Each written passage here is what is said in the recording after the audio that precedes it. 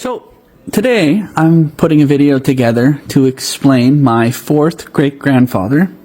His name is William Gough. He's from County Wexford, Ireland, in a place, well, a region called Kilbride. It's ferns. Anyway, he is my connection to Ireland. His son, John, moved to Canada around 1826, and John would be why we're all named John. Okay, so John's son was Thomas. Thomas was my grandfather's grandfather. So Thomas Gough, he had a son named Fred. Frederick moved from Prince Edward Island in the late 1800s. Thomas moved around 1810. And that was how we left Prince Edward Island. Because I didn't even know I had a whole lot of connection to PEI before I learned about Frederick. Frederick was my grandfather's dad. And my grandfather is John. And my dad is John Bruce. And I'm John Robert. And my son Kalen is Kalen John. And we're all connected back to William, who is famous. He's a famous man. He was the leader, one of the big leaders in Wexford of the 1798 rebellion against the British Crown. So I'll give you a little background here on what the rebellion was, because not everybody knows their history. Okay, so it was a popular insurrection against the British Crown. It was organized by the Society of United Irishmen. It was first formed in Belfast by the Presbyterians, but we're not dealing with them. But these were Protestants in the Wexford region, and they opposed the landed Anglican establishment, the Crown, and the reason they were fighting this was because they sought to secure a republic through a revolutionary union with the country's Catholic majority. The grievances of Iraq-rented tenantry drove recruitment. This rebellion was inspired by the American Revolution that happened about 20 years earlier. The United States was fighting for its independence from England, and they won it.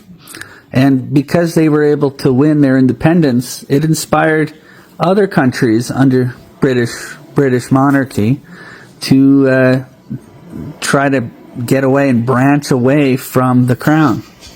Not only were they inspired by the Americans, but also in France with Napoleon. Like, that stuff was happening late 1790s, 1800s, and the Irish. The United Irishmen were kind of expecting the French to maybe lend a hand after they were finished with their revolution.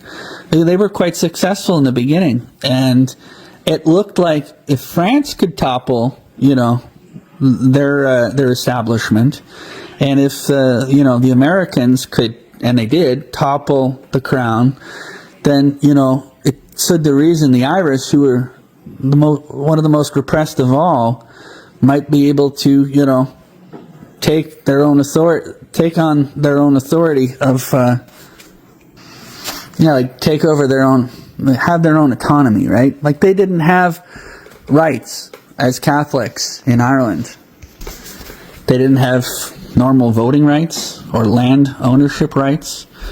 The Catholic majority was heavily marginalized by a series of legal codes known as the penal laws, which were designed to strip away basic political, economic, and religious rights to maintain the power of the Protestant ascendancy. And this is a big problem in our family. And you could make a movie on William Gough. He's fascinating. And if you go and look into, our ancestry on William's side of the family, we weren't always Protestants. Because remember, William is fighting on behalf of Catholics' rights. He was born a Protestant. His father was a Protestant, and his grandfather had converted from being a Catholic to a Protestant. The family were Catholics for 100 years, hundreds of years. And there were major issues in Ireland around the late 1500s and early 1600s when the British under Cromwell came in and basically stripped away the rights of Catholic Irish. I guess this had already existed under Henry VIII. He seized all the Catholic churches and turned them Anglican. And if you wanted to get land or be part of the church, you had to change your religion to Anglican. I got a list here of some of the widely denied human rights of the Catholic Irish leading up to the 1798 uprising. So here it says, political disenfranchisement. For most of the century, Catholics cannot vote, hold political office, or sit as a member of Parliament. Although the Catholic Relief Act of 1793 granted some Catholic men the right to vote, they were still barred from becoming MPs or holding high public office. Can you imagine that in Canada today? You know, it's pretty conservative. It's like MAGA. Economic restrictions. Catholics were banned from owning or inheriting land from Protestants and were limited to 31-year leases. They were also prohibited from entering the legal profession and barred from owning a house valued at more than £5, effectively preventing the majority from participating in wealth-building trades or possessing suitable cavalry mounts.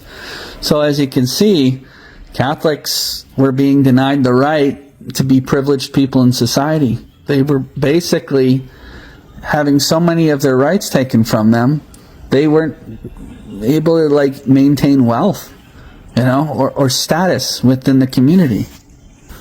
Religious suppression, which we've already touched on. The Catholic Church was heavily regulated. Catholics were forbidden from teaching in schools. Bishops were banished. Public religious practices were restricted. This is in Ireland. This is like first world. Furthermore, all Irish citizens, including Presbyterians, were forced to pay tithes to support the established Anglican Church of Ireland. And then civil liberties. Under the penal laws, Catholics were forbidden from bearing arms or possessing ammunition unless they met specific high property requirements. These systemic injustices and human rights denials alienated the Catholic peasantry, pushing them to join forces with radical democratic Protestant groups like the Presbyterians, who also faced legal discrimination, under the banner of the Society of United Irishmen, which we've already established. My fourth great-grandfather William was one of the leaders in County Wexford, and County Wexford had probably the biggest contingent of United Irishmen, and the biggest battles were fought right in Wexford, right on the lands that William Gough lived on. So these were inspired by the American and French revolutions. These Irishmen rebelled in 1798, demanding religious equality, democratic representation, and an independent Irish republic. These draw huge parallels to Israel-Palestine. Now, why am I the way I am? Why am I so obsessed with the human rights of Palestinians? Well, let's see here. Because it's in my genetic DNA to be furious about a situation where something like this can happen in a civilized world, and how people could sit there and allow it to happen and fucking sit there like pussies hiding and saying, "Oh, don't stir the boat, don't shit disturb." Why not? This is complete injustice. This is 220 years ago, but you know what? We have injustice like that right now in the world. And we have the same situation with people not standing up or standing on the right side of history. We have people today who still don't understand that the United Irishmen were in the right to fight against this. They had every right. They think William is a bad man. He's a hero. And today we're going to put a video together, my father and we are going to explain how William Gough wasn't just some jailbird sent down to Botany Bay.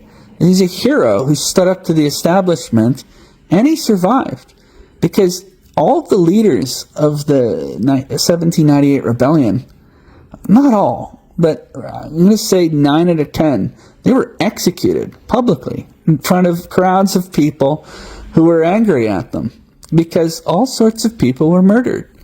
Now, we know there's exaggerations. They say, 60,000 people died. They don't have any more proof than 4,000 to 10,000 died. But we're looking into it. We're trying to get answers, even 230 years later. But this was brewing in Ireland for a long, long time. And it came to a head in June 1798. Actually, began in May 26th or 27th of 1798. And what's crazy is, this was a countrywide rebellion in Ireland. But what happened in Wexford seems to have really,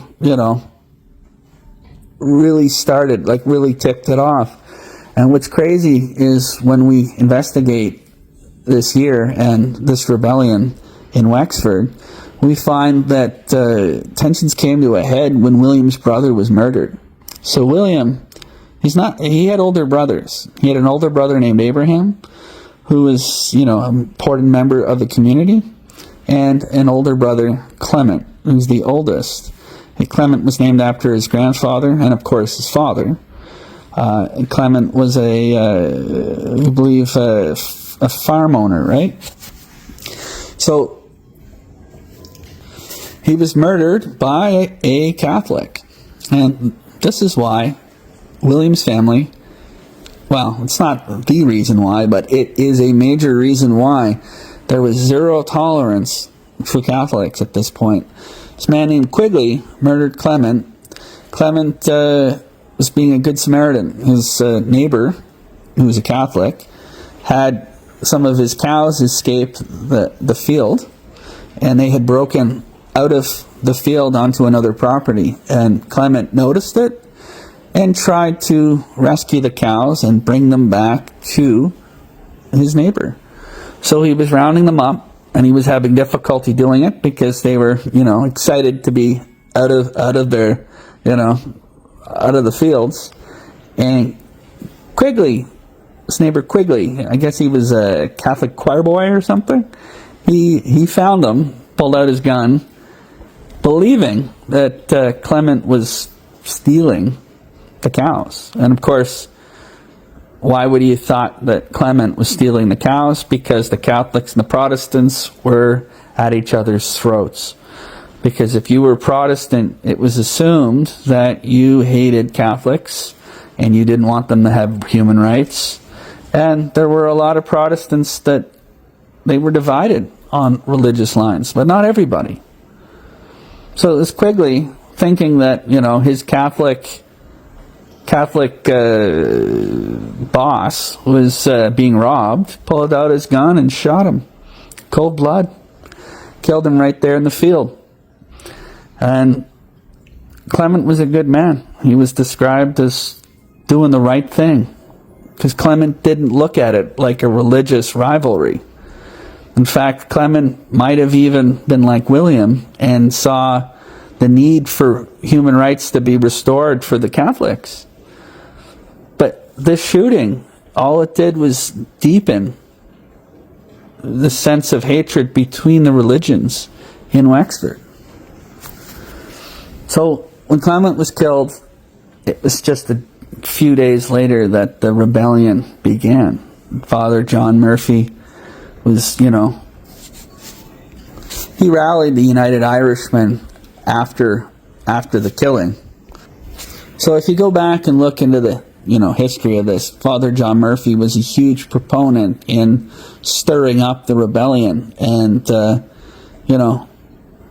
would have been a lot of backlash to the murder because it was a Catholic who murdered Clement.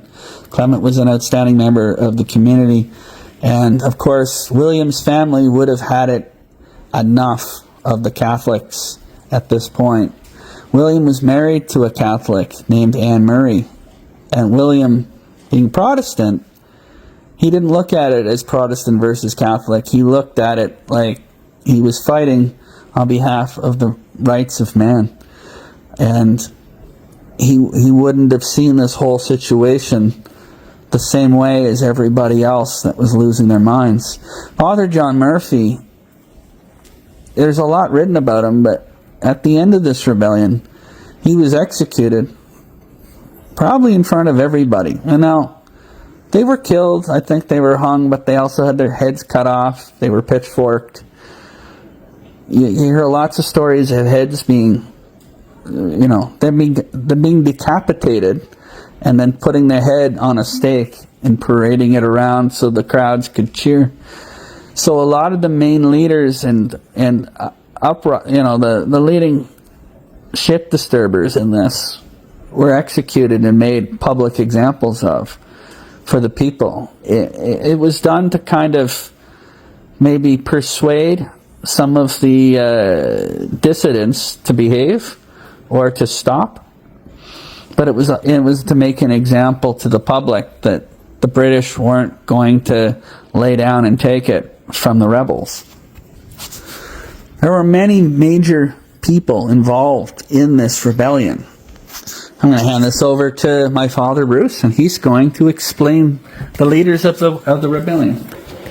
Well, the rebellion is also known as the Wolfe Tone Rebellion. Wolfe Tone was a Dublin lawyer who actually tried to get the French and Napoleon to come in and fight for the Irish against the British. And the French did send some troops, and they did send some ships, but they were beaten off by the British Navy. And what happened there was Wolfe Tone was captured. He was with them, and he was captured, put in a cell in Dublin, and I think he was executed. I don't even know if he had a trial. He was Protestant, actually, and he was the gentleman that had his name attached to this whole rebellion. There was another man, Bagenal Harvey. He was also a Protestant, and he was in the town of Wexford, and he organized the rebellion down there. And this was not a sectarian fight. This was a fight, like John Robert just said, about the rights of man, regardless of what your religion was. But anyway, Harvey himself was a Protestant as well. But when the British captured him, they cut his head off and they put it on the bridge of Wexford, just as a warning to would-be rebels. So, you had these high-minded, idealistic individuals starting this war. Just to add, because I looked it up, Wolfe Tone was not executed. He cheated the executioner by slitting his throat in prison, dying from a self-inflicted wound. Father John Murphy was I would say, the leader in the part of County Wexford where the Battle of Vinegar Hill and the Battle of Allard Hill took place. The Battle of Allard Hill was a victory for the rebels, and it encouraged a lot of people to join the rebels. They weren't very well armed. Some had guns, a lot just had pikes or, farm implements.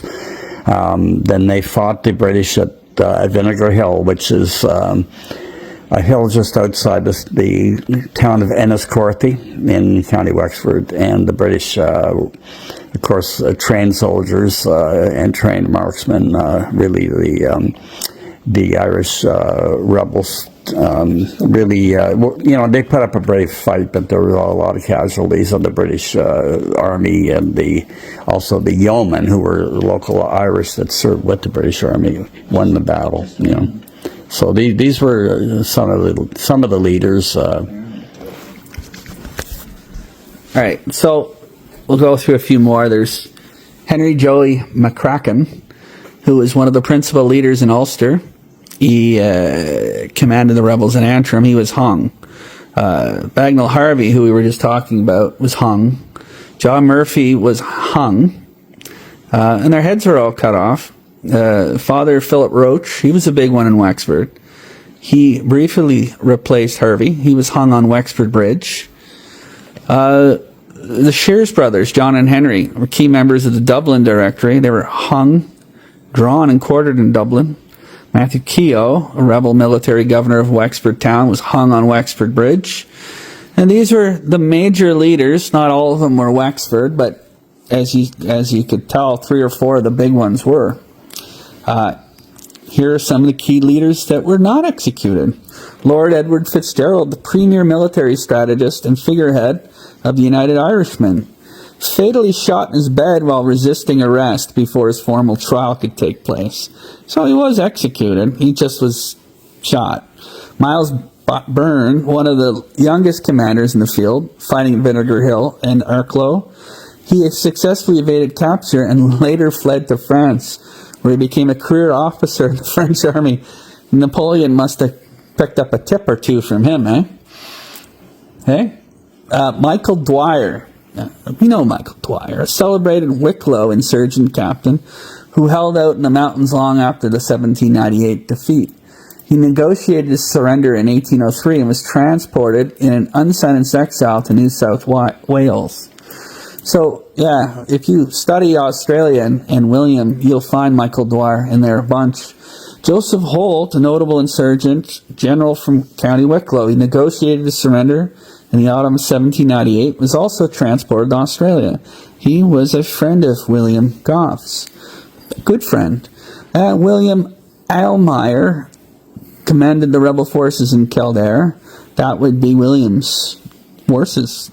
He negotiated truce and surrender, avoiding execution on the condition of voluntary self-transportation. And of course, last but not least, William Gough, key leader who was not executed. William was transported to Australia on the convict boat called the Friendship.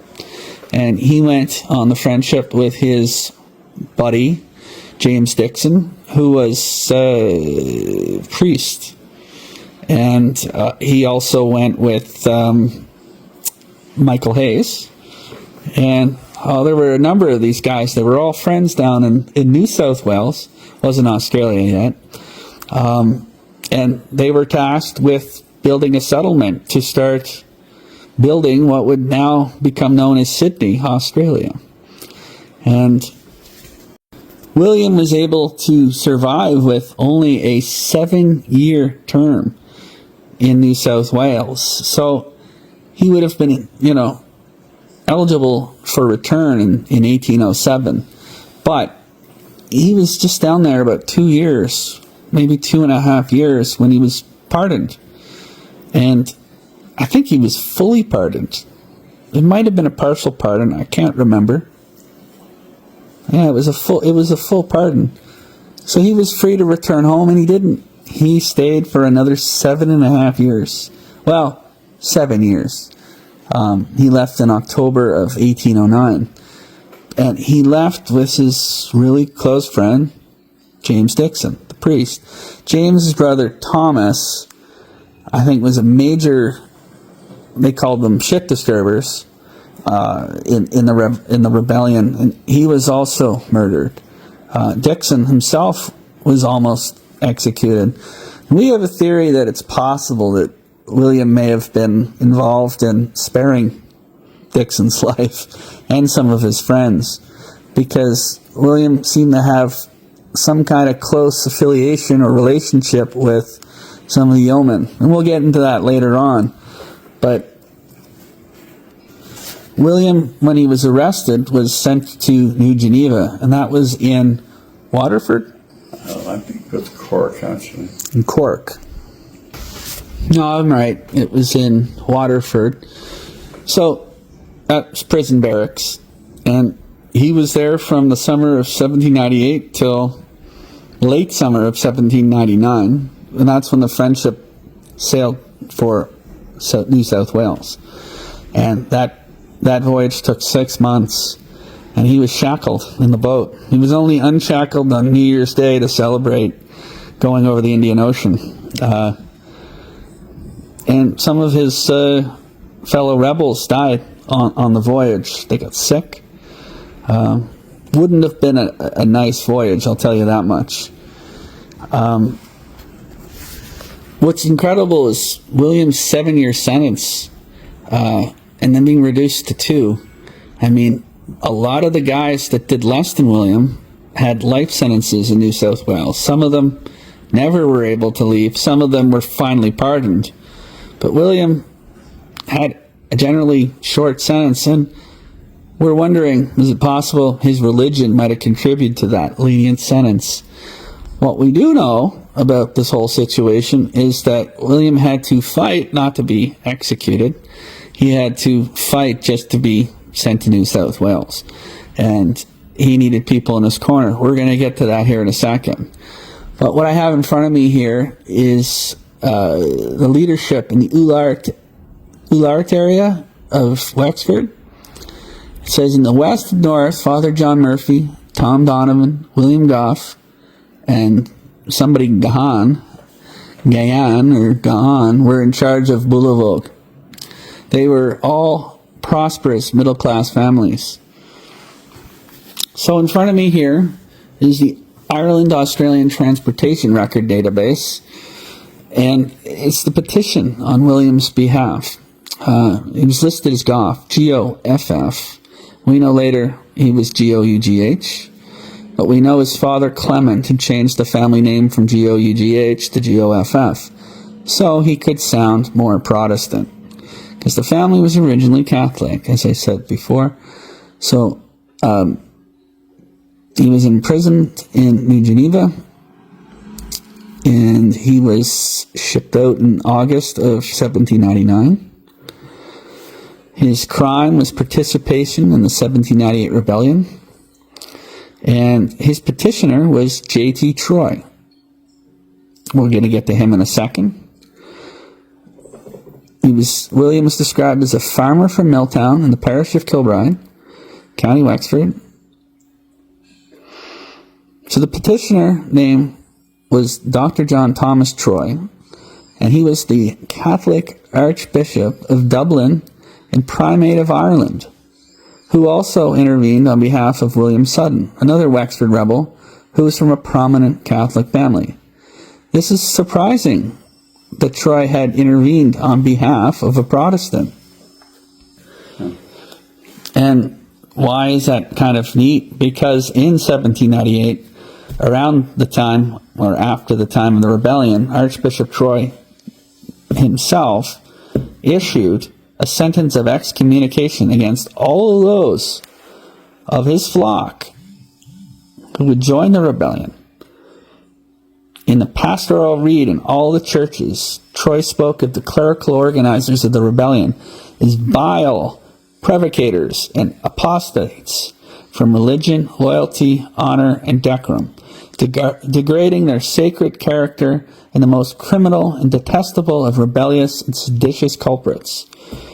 Troy's action at the time appears to have endangered his life, but the influence he had acquired with the government enabled him to moderate the repressive measures taken by the authorities. This may not sound that interesting to you, the listener, but this is super important because Mr. Troy here was a very big, important part of Ireland at the time. He was the Archbishop of Dublin. The fact that Archbishop Troy was against the rebellion, and the fact that William Gough was a Protestant would almost, on 2 counts, turn Archbishop Troy against him. But Archbishop Troy was persuaded by William's brother Abraham and several other Father-in-law. Several other prominent people of Wexford to show leniency and grant and save William from execution and have him shipped to Australia instead. So Dr. Troy wrote to Colonel Littlehales on June 20th, 1799, "At the earnest solicitation of a valuable friend, I venture to enclose 2 papers he handed to me for His Excellency's consideration. One of them is the draught of a bail bond which the persons named in it are willing to sign. It is by no means my wish that any leader of rebels or officers amongst them should escape deserved punishment. If I had only well-grounded suspicions of Gough's having been of that description, I would not interest myself in his favor. But assured as I am by respectable persons that he was not, I join them in praying His Excellency to extend such mercy and indulgence to the unfortunate convict as is compatible with the safety of the state and the ends of justice. Now, what's important from that paragraph is he said that he wouldn't associate himself with helping William if he didn't believe the people in William's corner. And the people in William's corner are important because William's brother Abraham was he a reverend? His son was Reverend Abraham. And there seems to be like a real high importance in the church standing of Abraham. Also, William's wife Anne, her father Lawrence, he signed the petition on behalf of William as well. His name was Lawrence Murray, and I have no proof for any of this. It's a theory, but there was an Archbishop Murray that followed Archbishop Troy in the 1800s, and we kind of think it's possible Anne Murray may be, connected at some kind of higher level within the Catholic Church. Anyway, I don't want to get too confused or into theories. Let's just stay on focus, stay on task here. So what's written here is he enclosed 2 certificates. This is Troy. The first was an affidavit from John Gough of Camolin. This was William's uncle? I think it's William's first cousin, John of Camolin. Yeah. And John Gough of Camolin was a yeoman, which means he was fighting against William.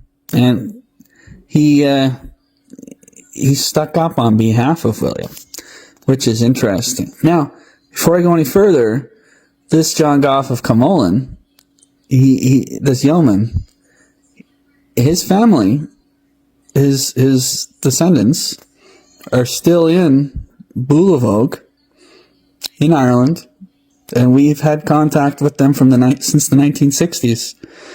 My grandfather John, that's Bruce's dad, he connected with Michael Gough, who was he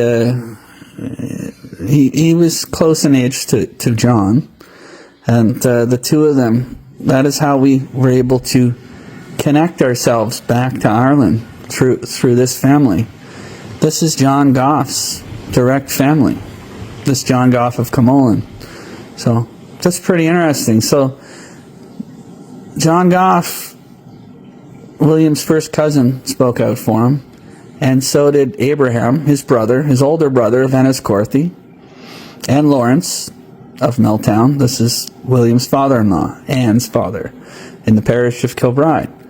They pledged £100 each. It's a lot of money. A lot of money at the time. Witnessed by, I can't even pronounce this, Dad. Annesley Brownrigg, magistrate. Annesley Brownrigg is important. I'm not sure exactly why, but he was a surgeon and formerly an officer in the 13th Hussars. Bred horses, including one that was given to Napoleon himself, not Napoleon Dynamite, the Napoleon of France. His famous charger, Marengo, the skeleton of which can still be seen in the National Army Museum at Chelsea. Cool. All right. That second certificate was signed by 22 loyalists of the district, including first cousin John Gough, yeoman, Camolin Cavalry, and several other yeomen of the Camolin Cavalry, plus Annesley Brownrigg, magistrate. All right. What else we got here?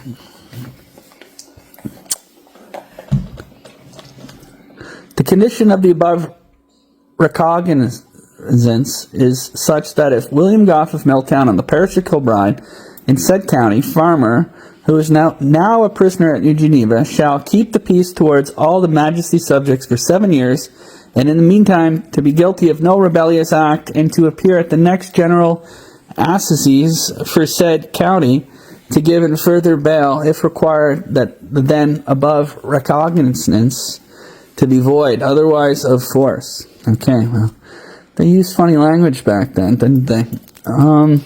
Okay. We, the undersigned yeomen and other loyal inhabitants in said county, do certify that William Gough of Milltown, in the parish of Kilbride, in said county, farmer, blah, blah, blah, who is now in New Geneva, never had any command that we could find out in the late rebellion, nor was the said Gough either guilty of murder or burning houses that was even proved or come to our hearing or belief, and that previous to his being implicated in the rebellion, his character was peaceable, sober, honest, and industrious. Therefore, we most humbly beg leave to recommend his Majesty's clemency to be extended towards him, if such shall be the pleasure of his Excellency, the Lord Lieutenant Solvent bail being previously entered against his being concerned in any act of rebellion in future. Now, that's a mouthful right there. And yeah, I mean, there's a lot of people coming to bat for William and, supporting his character. So William did depart from Cork to New South Wales in August of 1799. He arrived in February of 1800, and he was given an absolute pardon in 1802. Probably had a partial one in 1801, and they even had an article in the newspaper saying William has been given the permission to leave the colony. He would have been one of the first people granted the opportunity to leave, and we're not talking about a participant in this. We're talking about a high-level proponent.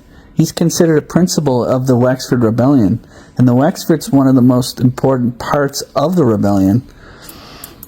So it's incredible he didn't have his head cut off. It's incredible his head wasn't paraded around. It's incredible he was able to survive and get himself out of Dodge. When he was in Australia, he didn't have to be there, but he remained. So we're trying to figure out why. Why did he stick around? He was a tanner in the colony, and he did not leave immediately. We don't know what changed his mind. But we suspect it was his housekeeper, Sarah Hesley. Not sure how you spell the Hesley. Hesley or Hessley. She hadn't completed her 7-year sentence, but it was Sarah Hesley. Well, she was paired up with them. She was a convict herself, but she had nothing to do with the Irish Rebellion. She was from England, and they sent all convicts down there. So Sarah was 20 years old, and she was moved in with William around the end of 1801. That's when her ship sailed into New South Wales, and her home was working under William Gough. Now you're thinking, well, wait a minute, why would William care about Sarah Hesley? Well, we're getting to that part. Because Sarah Hesley had a child, and she had a child in what we believe late 1802. And the child's name was Mary Gough. How do we know that?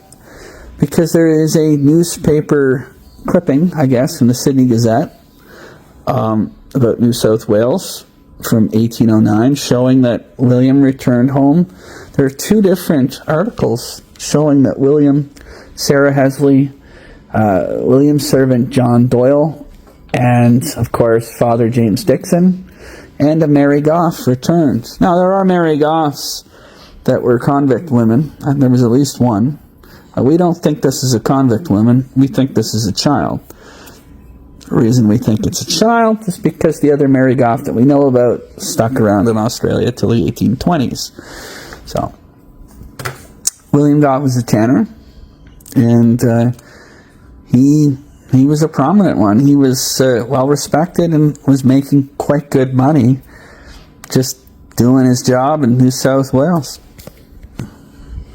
So if you look at a muster, these are like censuses or like, general information of New South Wales from 1805, 1806, you'll find Sarah Hesley listed as arriving on the boat, the Nile.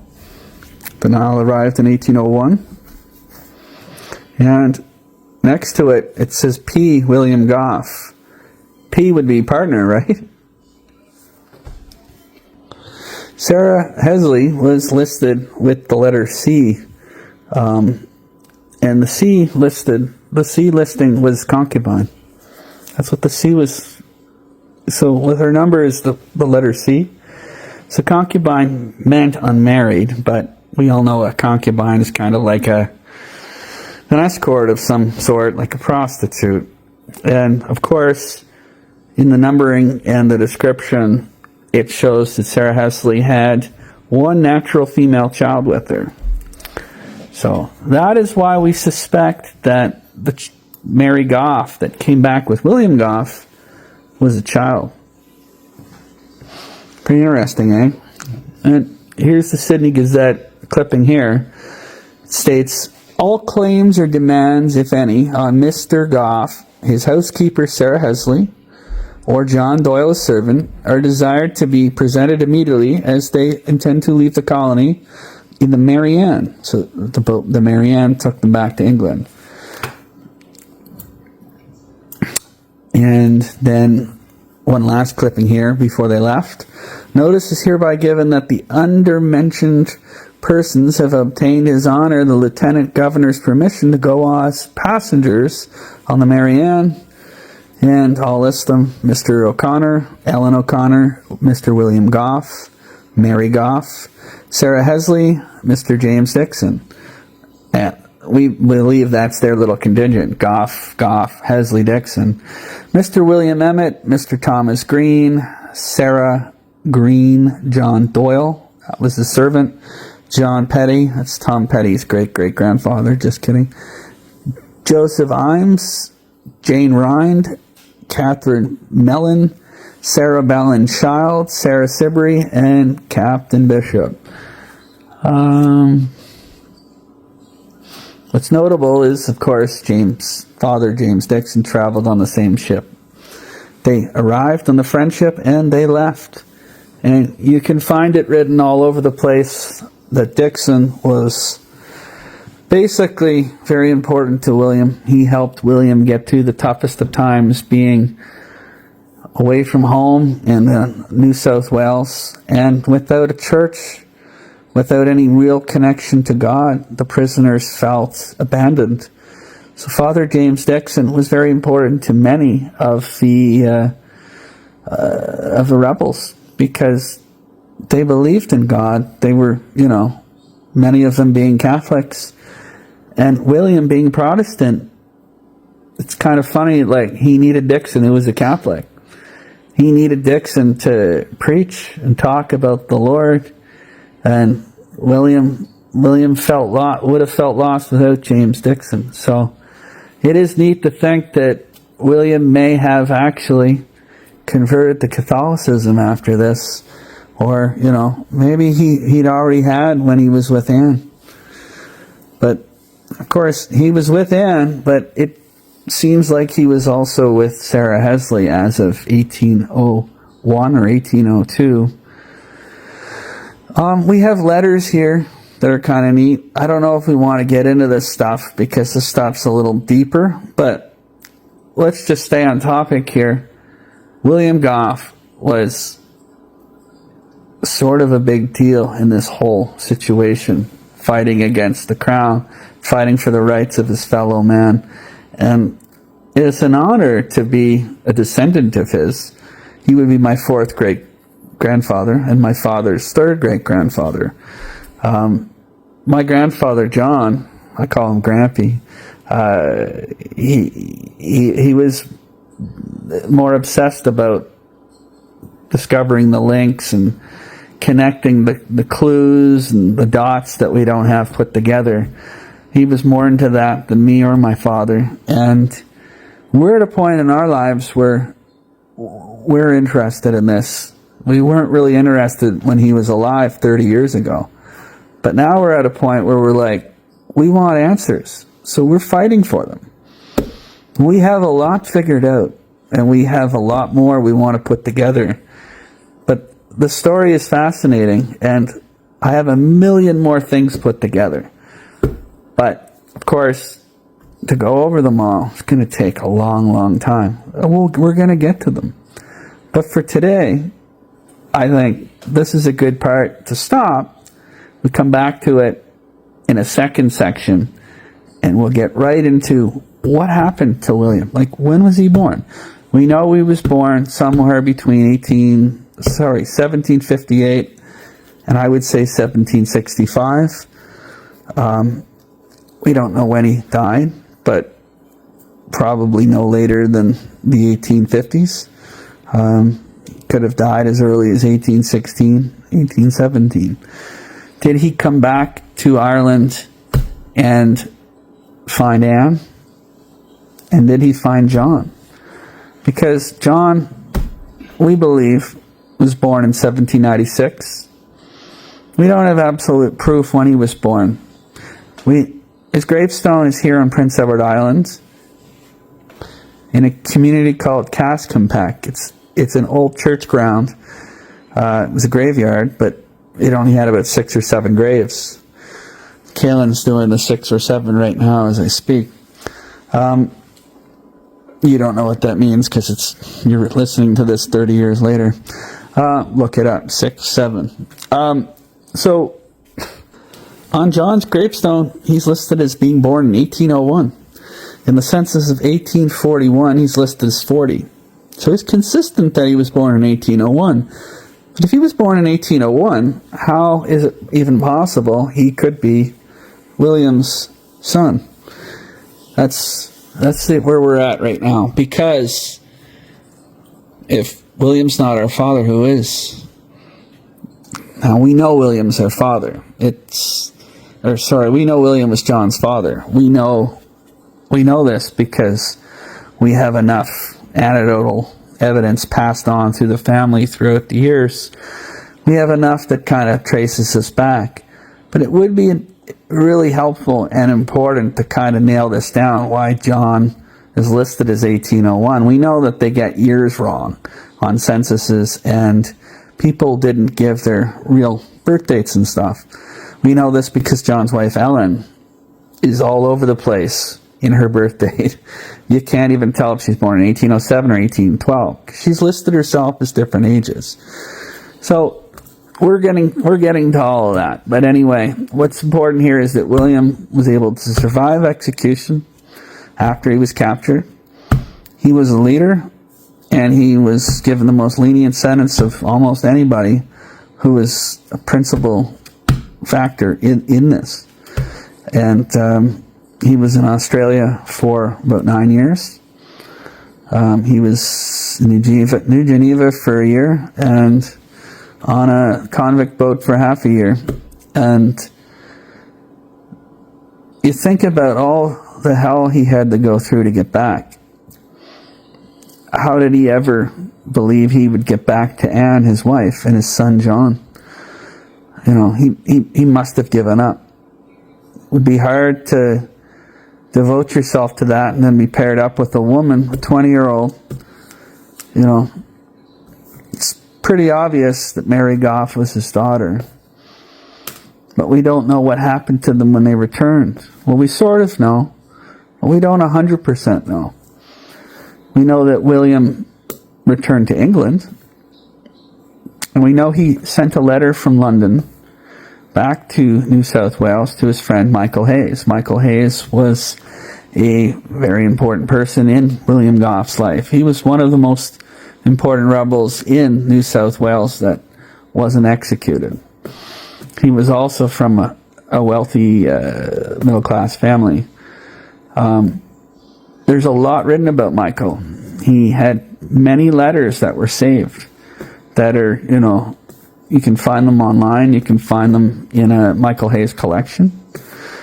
So Hayes references Gough because he's in despair when Gough and Dixon returned to Ireland. He didn't return with them. He had too much to lose in New South Wales. He had a wife, and 6 or 7, Kalen's doing 6 or 7 again, children. So in a letter Michael wrote his brother, he was asked about, liquor usage. And Michael replied, "I've resorted to it as a restorative to assuage despondency, but not to that excess to deprive me of my mental faculties.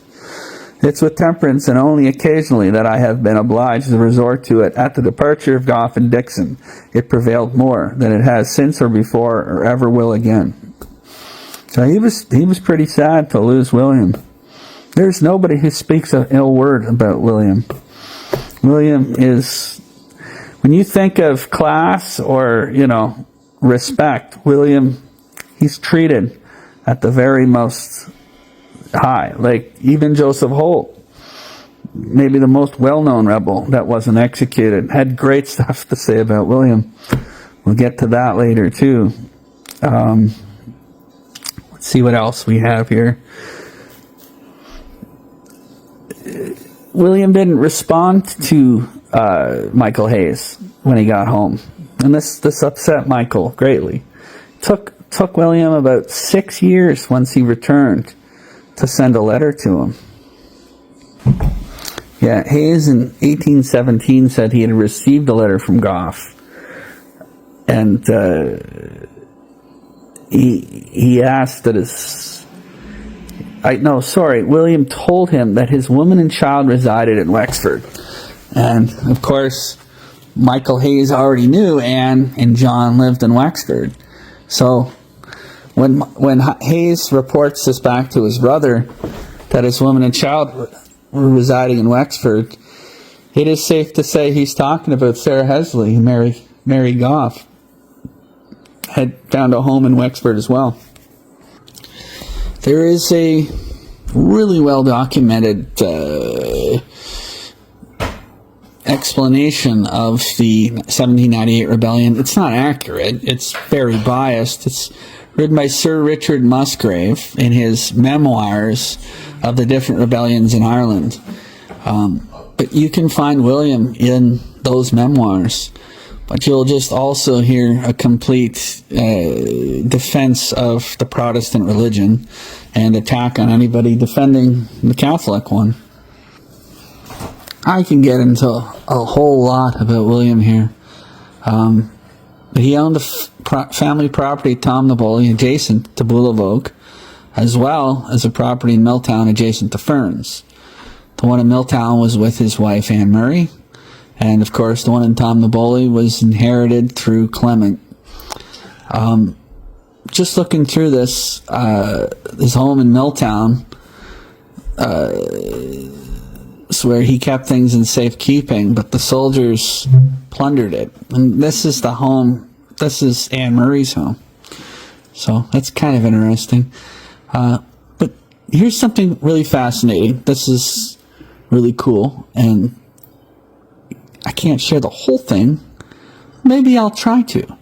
It's a letter written from Sydney in 1804 by William to his uncle John. We were talking about from Camolin, John Gough, yeoman. It was amazingly kept by his family, which we were just talking about there. The Boulavogue Gough family that's still there to this day. Still Gough. Michael Gough. And Michael Gough has a nice large family. So there'll be tons of Goughs in the future in the Boulavogue region. Boulavogue's very tiny little community. So this letter reveals William as a very religious man with many regrets about his past, and it reveals him as a rather broken-hearted man who had been rejected by his brothers. It was signed, dated December 15th, 1804, to Mr. John Gough of Camolin, Gorey, Ireland. It reads, "My beloved kinsman, it is with peculiar satisfaction I can announce the receipt of your letter dated July 1802. Kind Providence threw it in my way. I thank my good friend and Enniscorthy for his close attention and unshaken acidity to heap coals on my already too strong fire. Don't call Irishmen civilized. They are not advanced one step yet from barbarianism. Perhaps you guessed the description I mean. That's William kind of making fun of some of his family members, I think. The early notions I imbibed of a virtuous course, with the addition of a tolerable education and a pretty good judgment, have enabled me to distinguish and to discriminate. I have also lived on faith and hope in the Great One, aka God, and Kant has not deceived me. My many sufferings at a certain point in my life beggar description. Would you not think mankind placed in superior stations should administer the balm of comfort to the wounds of his suffering fellow creature and inflict no further cruelty and severity than necessary for the safe custody of the person? By woeful experience proves there is no mercy in man. It must be looked for from the deity alone, and I amongst the rest of mankind have great need of it. My relatives in Enniscorthy, in brackets, brothers I shall never call them, have treated me barbarously. They are rearing up children, some of whom are making great strides to maturity, and with prospects perhaps not superior to what I had. Were I nearer, I could lay down a code of instructions worth studying, but my family and your friends are never likely to benefit by my observations and travels. So William is kind of acting like he's bigger and better, but he's doing so because he's been outcast and vilified, right? So he's holding his own here. I have not received the line since yours and the one from Milltown that accompanied it of July 1802, nor have we heard from Europe since the 1st of January last.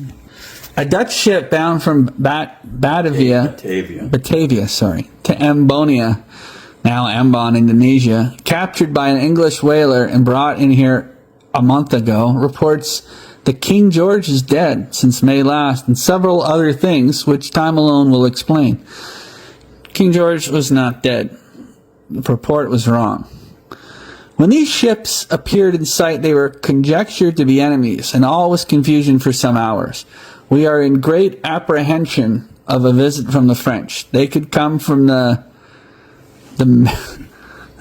Mauritius in 5 weeks. That also never happened. There was no visit from the French. My business is doing well. I have saved £200, most of which is in silver dollars and Spanish gold coins of £2 and £4 value, and I'm able to make additions every month. So that's good money.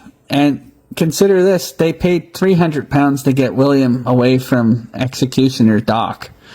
So the £200 was made back in his business in New South Wales.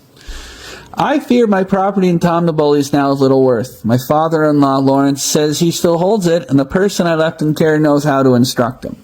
I should be proud since he has held it so long that he gets value and labor out of it, but perhaps it is in better hands. I have sent a list of bills by different routes to Milltown, drawn for payment against my favor on Mr. Nicholas Dixon, James's brother.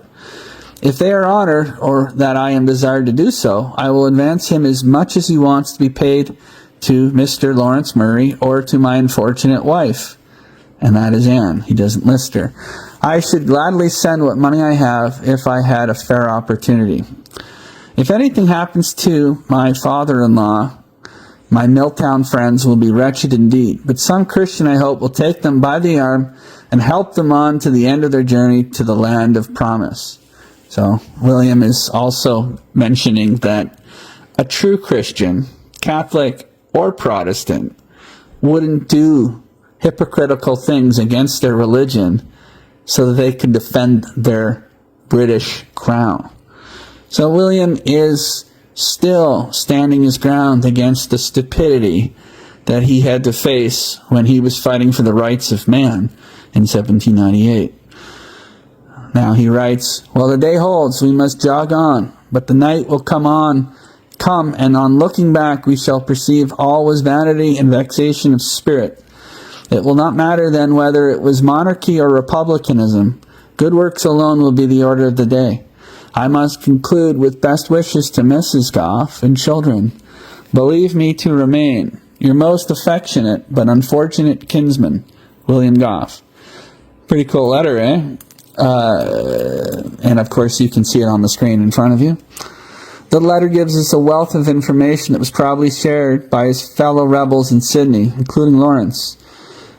That's Lawrence Butler. The letter from his uncle had taken 2.5 years to get to Sydney. It is no wonder Michael's letters were so spaced apart. That Michael Hayes's. Michael Hayes had all those letters, and there were years between them, but there was a good pile of them that are saved and on display online.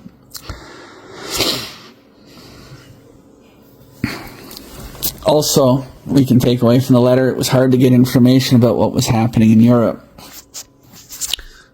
Also interesting is William said he was paid in silver dollars and Spanish gold coins, which shows he was selling his goods to people high in the administration and in the military. So he had some good rapport. Also, he was very bitter with his brother's rejection of him, despite the fact that his elder brother Abraham offered to put up a sizable bail bond for his release.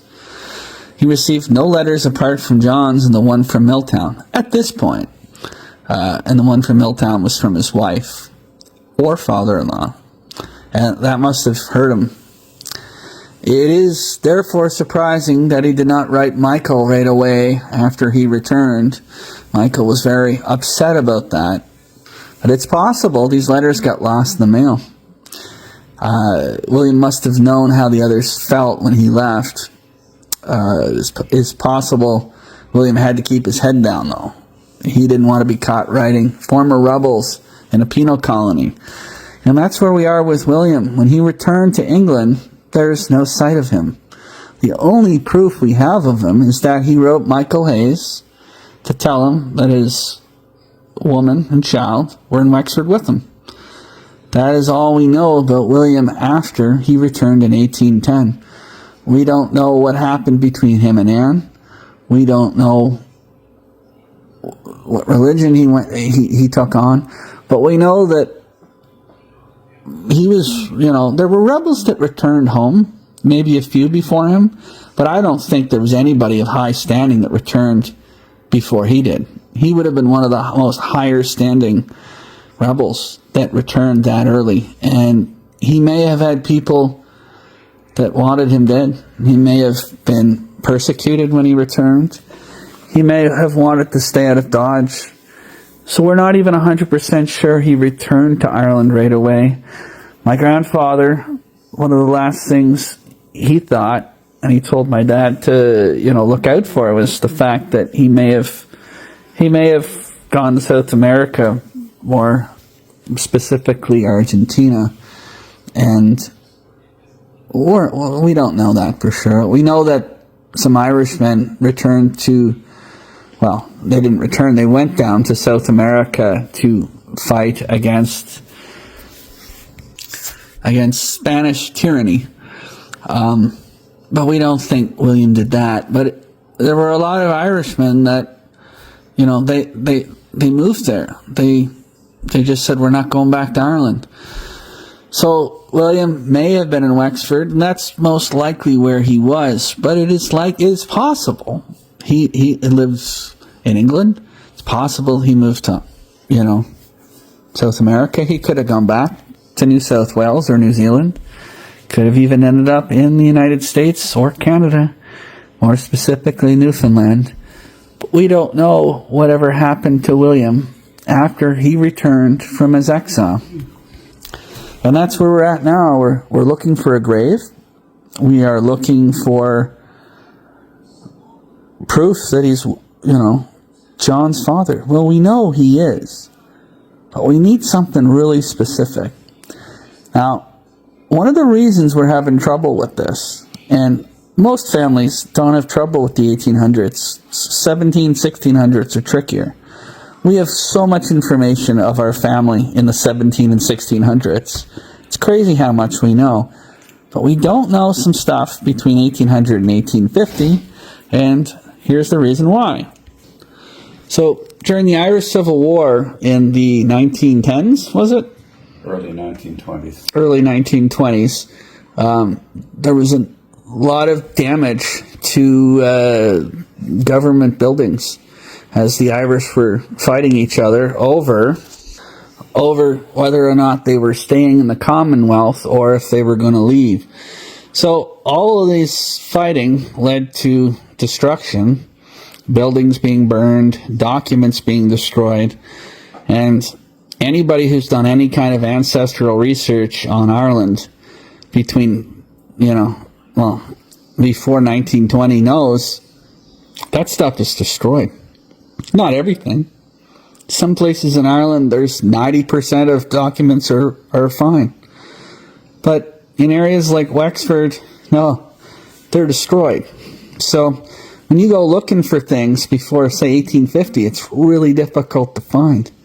These things are destroyed. So to find stuff about William is almost next to impossible.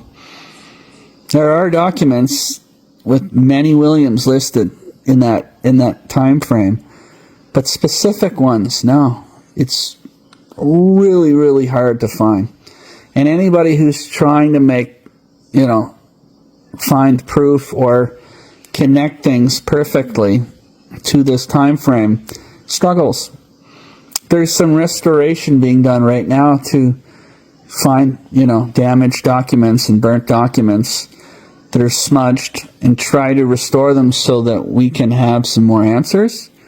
So there is work being done, but some things are never going to be able to be found. They're gone. They're completely eliminated. So that's where we're at in trying to figure out what happened to our William. Right, so I have this record in front of me here. It's an evaluation of tenements. The parish of Kilcormac. And this isn't the main one, but this is a really, really important one. So Knockavaca, is very close to Bulavogue. So there's Knockavaca where the red balloon is. Yeah, it's right near the Harrow. As you can see there. And just so you can kind of understand, there's Camolin right there. And look, there's Bulavogue. Now, Camolin is very close to Knockavaca. Bulavogue is literally next door. And there's Monagear. That's the region where the Bulavogue church should be. Play hurling. Where's Ferns? There's Enniscorthy. Front of him, almost. Scarawalsh. Follow that road. And right near Scarawalsh is the property. Tom Naboli be around here. Tom Naboli being here. Yeah. There's Ferns. Milltown would be right here. Mm-hmm. And you come down here, these properties in Knockavaca are fields right around Bulavogue. Yeah. Actually, Tom Naboli is adjacent to Bulavogue, so it could be right there in Knockavaca for all we know. Well, you could expand it. It won't. Well, let's try. All right, there's Father Murphy Center. Museum. There's Tom Naboli right there. There's Bulavogue right next to it. Mm-hmm. And of course, there's the fields of Knockavaca. Mm-hmm. Let's look at the distance. Now, Knockavaca to Bulavogue is a 6-minute car ride, 3.5 kilometers. Pretty quick drive, 2 minutes. By horse, it wouldn't be long either. These lands here from Knockavaca are farmlands that somebody living in this area would they live nearby. So Bulavogue, we know Bulavogue is a home base. It's a church for, Anne Murray and her family, and Knockavaca is just right next door. We know that Tom Naboli is right around here. Where's Ballyorley? It's even closer. Ballyorley is right there, right below. And there's Kilcormac right there. That's the region we're looking at. So what's important here is you see this is a document for Kilcormac, valuation of tenements. You'll notice there's a list of occupiers, and if you go through millions of these, you'll see some women, but mostly it's men that are occupying these lands. In our case, it's not. It's Nakavakas are run by Mary Gough. So what that suggests is that Mary Gough was from a well-to-do family, money, and people occupying her lands, would be Oliver Murray, who was most likely related to Anne, who was William's wife at the time, which is ironic that Mary is now in charge of land that Oliver Murray is living on. Andrew Fenelon, Daniel McLean, and Michael Fenelon. And John McLean's ancestors. Those are the occupiers, and then here's the leasers. So the land is leased out by, Mary Gough. To all these people, the only person that's not Mary is who's leasing it to her, and that's Williamson. And we don't think that's somebody whose last name is Williamson, because there are not that many Williamsons in Ireland. If they are, they're not in Wexford. It's just not a Wexford name. It's not really an Irish name either. We believe that it's listed as Williamson because if you read other documents of the same land, there's a space between the William and the son. The leaser is William's son. And we know William's son is John. And we know his daughter is Mary Gough. And we suspect this is the same Mary Gough that was in New South Wales. So here's rental of the lands of Knockivaka, situation in the barony of Gorey in County Wexford. This one here I find exceptionally interesting because, let's look. This is the same Knockivaka lands. And you'll see the tenant's name, Cecilia Gough, but it's not her. She's just the representative of John Gough, which means John Gough is not around. Okay, so there's some numbers and stuff listed here on the property. Of course, this document was made sometime between 1850 and 1885. It was in the 1850s. This was put together. So the lease was dated August 10th, 1804, which is interesting. That's the same year the letters were sent. That was the year John sent the letter to Anne. I can't remember here. No, it's 18. Yeah, he got a letter sent back in 1802, and he sent one back in 1804. But yeah, so the lease is dated 1804 for the lives of John Gough. It says now aged about 56 years. John is represented by Cecilia. Cecilia is only representing these lands. There's Michael Gough, aged about 50 years, and Mary, aged about 52 years. Yeah.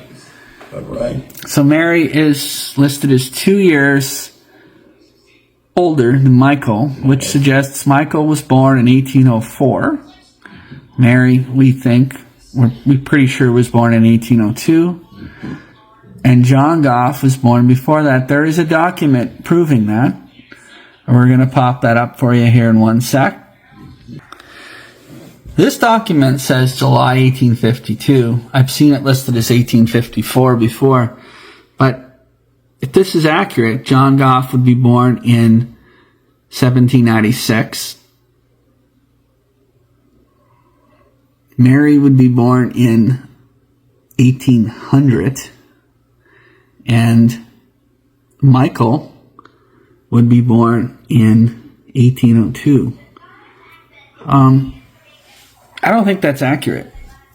I think it's more likely William didn't know John, and John was born in 1798.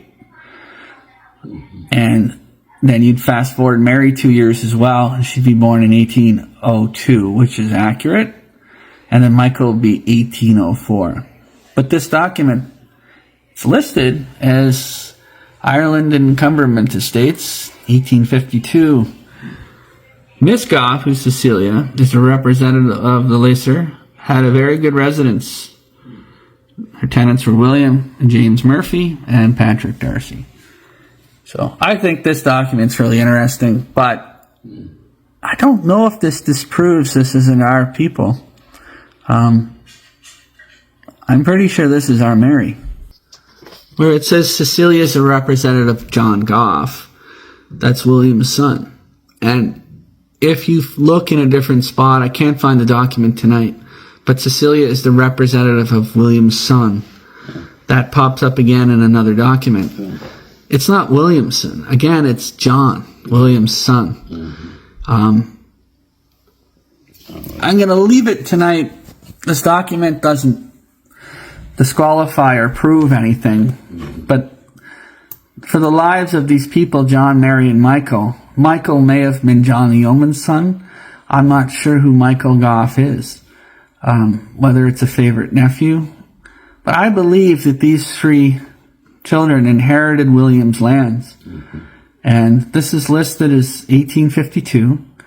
This is where documents start to pop up that have been maintained. But all the years seem to be off. John, more likely born in 1798. Mary, 1802, not 1800. Can't prove it, but it says about, so it could be off by a year. And we know that back then they didn't keep track of years as well. So you can't, it's like a rule when it comes to ancestry that when you see, abouts and you see these years, you can't go by them 100%. They're in the vicinity of what adds up with our family members. So what's important is John has a half-sister named Mary. We believe that to be 100% true. John left Wexford in around the mid-1820s and moved to Prince Edward Island, where he and Ellen Doyle, married and had a big, large family. And Thomas was their second or third child, and Thomas was my grandfather's grandfather. But yeah, it's interesting because we're trying to find out who is Michael Gough. We know that John the Yeoman, his family are full of Michaels. Our Irish relatives are Michaels. The man that my grandfather reached out to was Michael Gough. His daughter was Margaret, and she married a Michael Jordan. And their child became Michael Gough because they wanted to keep the Gough name in the family. So Michael Jordan is Michael Gough Jordan. So if you look at, that's one last thing we're going to do tonight. We're going to go look at a gravestone. So this is a gravestone that our Irish Gough family sent us a picture of. Ellen Gough. Sorry, didn't send a picture. They took my father there, and they took our cousin Jennifer there. It's in the memory of Ellen Gough. Now, Ellen's a very common Irish name for females back in the 1800s. Yeah. This is listed as, she's listed as living in Ballyorley. And I think her husband was Michael. And this grave also is for Ellen A. Gough. There might be a different Ellen. And it's also listed for their son John Gough and their daughter Mary Gough. Also their son Arthur Gough. And what's so interesting about this is we have found an Arthur Gough from the 1870s. This one here died in 1920. It's probably the same one. He died at age 83, which would mean he was born in 1843, maybe? I can't do my math. I can't go back. He's born in 1840s. This was probably the same Arthur and Michael, okay? Because Arthur and Michael were in a court record together. They were in about 6 or 7. There you go, Caleb. 6 or 7 records together, Michael and Arthur. Now, this is not our family that we're talking about now. But what's interesting is it's the same names. The name Arthur pops up a million times in the family. all of these names, Michael, Ellen, John, Mary, and Arthur. Of course, Ellen was John, my third great-grandfather. That was his wife, Ellen, my third great-grandmother. They're the ones that moved to Prince Edward Island next to Gough's Bridge. The children were Arthur, Mary, and John. And the names, I know they're recycled, but think about it. John and Mary are also the names of William's children, right? Yeah. So you see, Mary died in 1910 at the age of 72, so she would have been born in the 1840s. And John Gough died in 1909 at 62. That would bring him back to the 1940s as well. So what we're thinking is that these relatives of our Irish ancestors, our Irish ancestors, these same names were recycled by family members who were honoring the originals. So it does seem like whoever this John and this Mary were probably named in tribute to William's children. And of course, the Michael Gough, I am going to guess, let's see here, died in 1869 at 57 years old. This Michael, wow, so he was born like 1812. Our Michael was 1804 or something. So this isn't the same Michael, but the family names kind of stay in the family, and our relatives in Ireland brought us to this gravestone to show us that these were their direct family. And we believe that this was all in connection to our William and our Mary. And why were they, why did they feel this kinship with each other? Well, I think it goes back to that letter between first cousins, William and John of Camolin. Seems to me they may have struck up a bond when William returned. He was Catholic, and of course, this family from Boulavogue, the Gough Jordans, they're Catholic as well. And they seem to have stuck together, whereas the Protestants, Abraham, Stephen's Gough, and Clement, they seem to go their own way with their Protestant upbringing. You can find them in records named as Esquire. Here's the names again recycled on another gravestone. Michael Gough of Ballyorley. This would be Margaret Jordan's grandfather. So the Michael that reached out to my grandfather, his father. His wife was Margaret. And of course, we know that Michael Jr. had a daughter named Margaret, who I've met. They had a brother, Clement, son Arthur, son Michael, also his wife, Margaret, and their daughter, Eileen. Eileen was a family friend that we all knew. Pretty neat, eh? Oh. So, family names being recycled. There's the name Clement all over again. And here is Michael Jordan, not the basketball player, but this is Michael Jordan, who married Margaret Gough.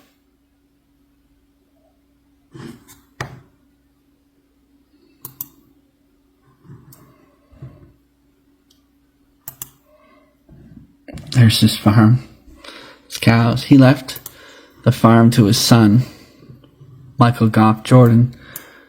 Not sure I have a photo of him. Oh, yes we do. Here they are. So that's Michael Jordan there with his son, Michael Gough Jordan, and his wife. I'm not sure her name. And there's Margaret Gough. It's her father, Michael. And that's how we're connected to this family. They are the descendants of John of Camolin, the yeoman who received a letter from William back in 1804. Oh, I don't know who that old guy is. Vinegar Hill right there. This is Vinegar Hill. This is where the battle took place. That's me with my blue hair back in 2006, hanging out with Michael Jordan. Hurling player. The hurling player, not the basketball star. Michael Jordan. Whoop. Michael Jordan. Michael Jordan. Michael Jordan. Michael Jordan. The one I met was cooler. There I am at Gough's cave, you know. Came out of my cave to say hi. Yeah. There's me with Michael Gough Jordan. William would be proud. John the Yeoman, he'd be proud.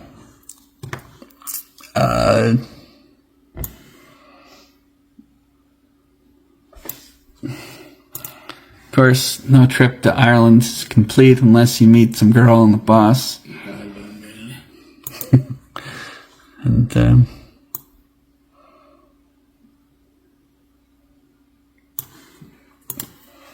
there's Dad. Where's that? So you were there, Irish National Heritage Center in Wexford. We toured it. Remember, there was all sorts of I don't know if you can hear all that. early housing and construction, and ship they were building, and all sorts of stuff like that. A mill.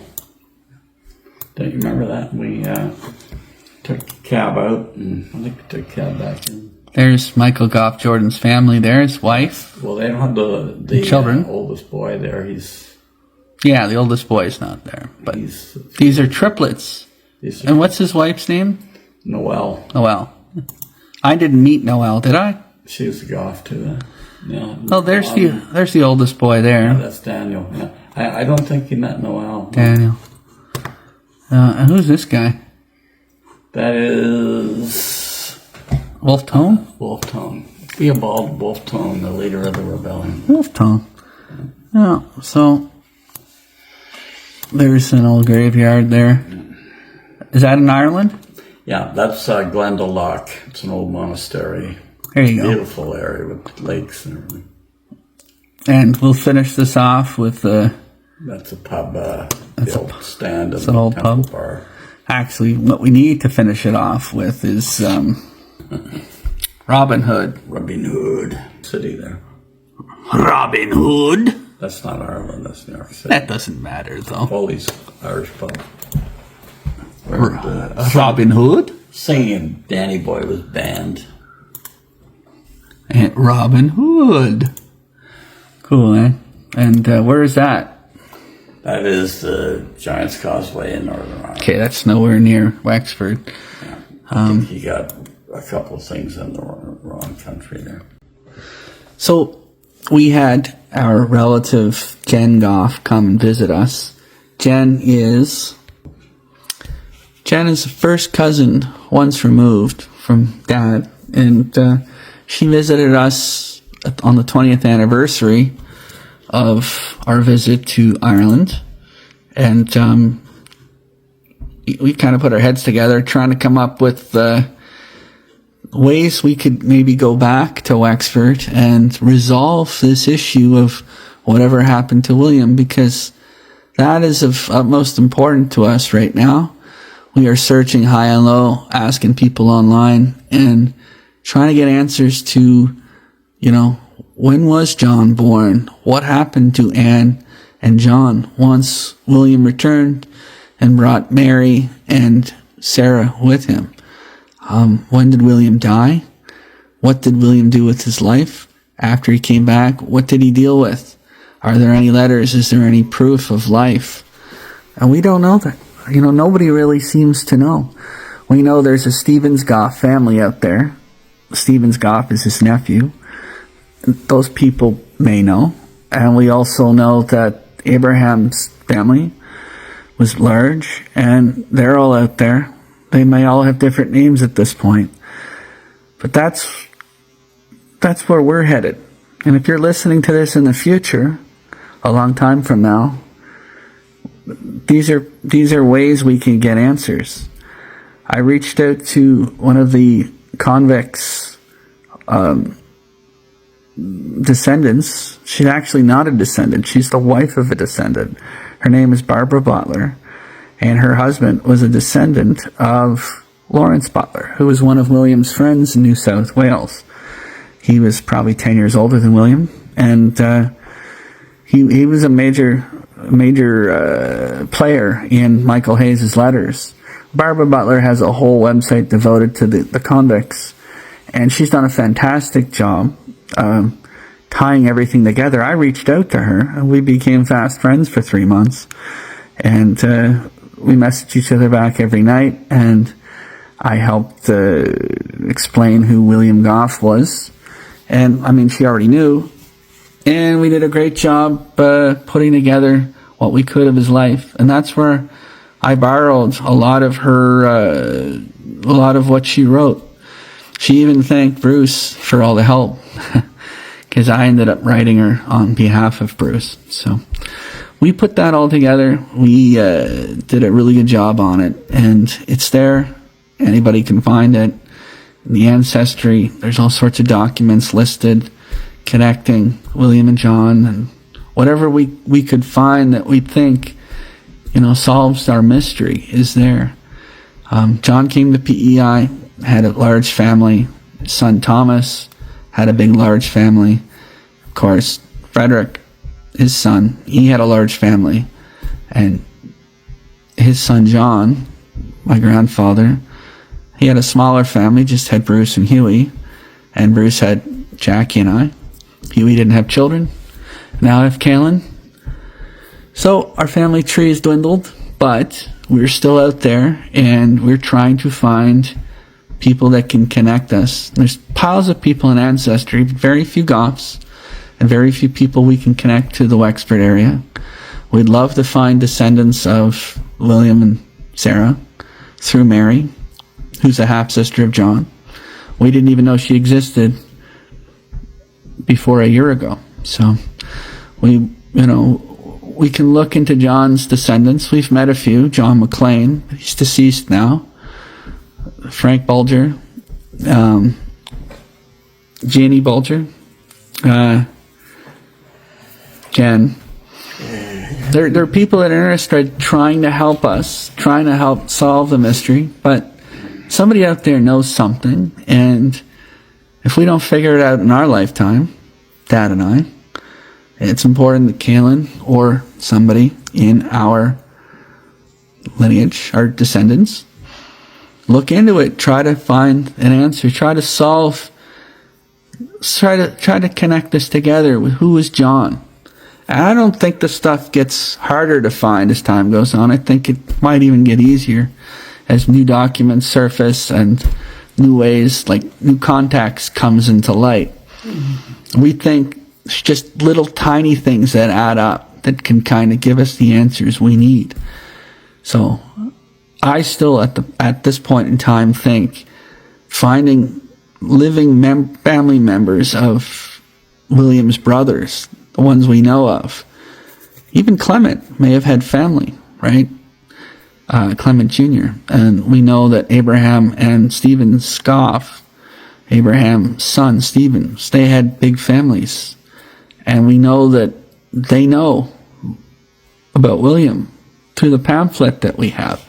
That's another thing. We're not going to get into that, but I'm going to show the pamphlet in my presentation tonight, and you can read it as I'm speaking. I'm sure you already have, because I've already done it. But that's the end of the story about William Gough. At this point, it's more of a research investigation that we've been undergoing now for 2 years, and we are going to resolve it. We're going to get an answer.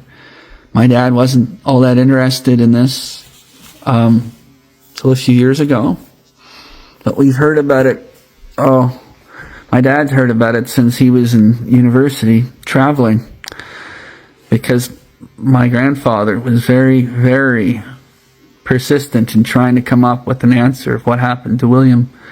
And we all are. Our Irish ancestors, our Irish relatives, they're very curious too on where did William go, what happened to him. And so is Jen and her cousin Lori.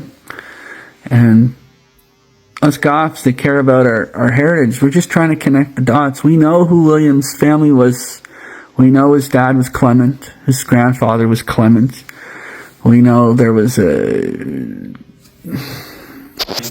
Clement's father was Patrick, who was the first one to inherit the Ballyorley house in Boulevard. And before him, there was John, and John's father was William. Recycled names, eh? And William was the mayor of Dublin, which is a big deal. They were Catholics. They were all Catholics until Clement. Everybody was Catholic in those days. Before Henry VIII. Before Henry VIII. So, so Clement turned into a Protestant in order to inherit the home, and his son and their families were Protestant, and William was Protestant leaning, but I think he was Catholic. If you look into the Nakavaka records, Mary's listed as Catholic. John was Catholic. Wait a minute. John came to PEI and was what? Anglican? No, he was Catholic. That's right. The family ended up Catholic here in PEI. So, and of course, John's mother, Anne, was Catholic.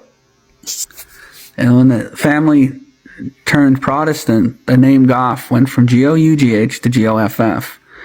And William was even born Goff, but if you read about him in Australia, he's Gough.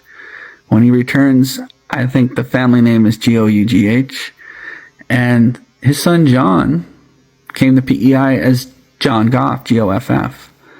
And when he died, on his gravestone, he's listed as Gough, which is neat. Ellen Gough was listed as Goff, but in other spots, she can be found as Gough. We know Thomas went with the name Gough, but his brother Abraham went with not Abraham. His brother Hugh went with the name Goff. And Martha went with Goff, but Catherine went with Gough. So Catherine and Thomas were different than the others. The others went with Goff. Thomas and Martha went with Gough, and their families are big and persisted, and that name stuck. And I believe Thomas was well read and understood the historical context of the family and knew that they had always been Gough, that there was only a period of time of about maybe 90 years where the family name was Goff, but it was rightfully returned to its Gough. But if you go up west and you go to the property where they lived in West Devon, where Gough's Bridge is, it's written Goff. But that's my family, and that's our bridge. And that's where John and Ellen lived and had their family right there by the water. It's really interesting. And we took Jen there a few weeks ago. But our family are Goughs, Gough, and we're proud of it. And we're from Wexford, and we know who our family is. We trace our family all the way back to 1530. A man came to Wexford from Wales, Garrett Gough. We know the family was well off and well to do, and suffered and lost some of its wealth with the Cromwell's invasion, and that history played a big part in the family fighting, in the family affiliation by religion, and changing the name from Gough to Goff. In the 1700s, it was to be seen in a good light by the the Anglican authority, you'd be better off changing your name from Gough to Goff. So Clement, I don't know if it was done for prestige. I think it was, but also to not be in the bad books with the establishment, who would have seen the name Gough and equated it as Catholic. And William, being a rebel, he went up against his family. He went up against the religion he was brought up in, and did the right thing by defending the human rights of everybody, Catholics included. And he did the right thing by sticking with the name Gough. So there's your family history. That's why you're a Gough, not a Gough with an E, or a Goff, like some half-wit Neanderthal would call themselves. Where Gough is rhymes with cough, Gough. Anyway, that's the history lesson for tonight. That's where we're at in our understanding of William and what happened to him, and I hope you enjoyed the story. Good night, and good night, mate. Good night, mate.